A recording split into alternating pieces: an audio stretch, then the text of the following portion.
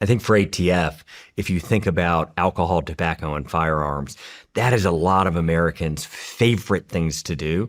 And so a lot of the rules and regulations around those topics lands on ATF's doorstep. And so I've gotten to talk to a ton of agents. I've gone on raids. What ATF is really good at is violent crime.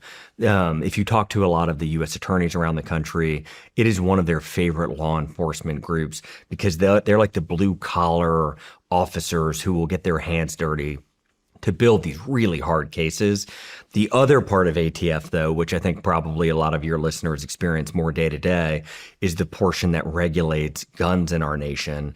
And they get swung between administrations. When an administration comes in and wants to push gun rights down, or it wants to hold them down, or it wants to act, and it can't get through the legislator, it goes to ATF. And so what ends up happening is every 4 or 8 years, ATF will start to do a lot of things. Like they will make it harder for Americans to act on their Second Amendment rights and actually purchase guns.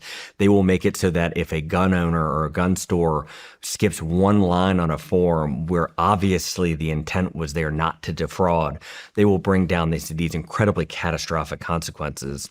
And so ATF rightfully has taken a lot of heat over the years for those kinds of actions. And so what we are trying to do with ATF under President Trump and with the Attorney General is return it to its roots of doing what it does best, which is going after violent crime in this nation.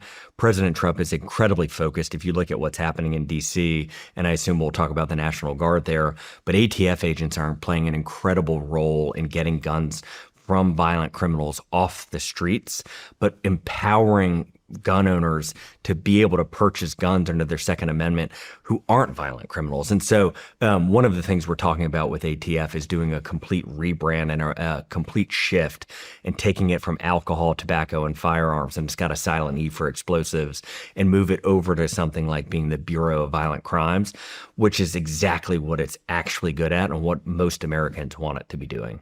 Man, that's good to hear.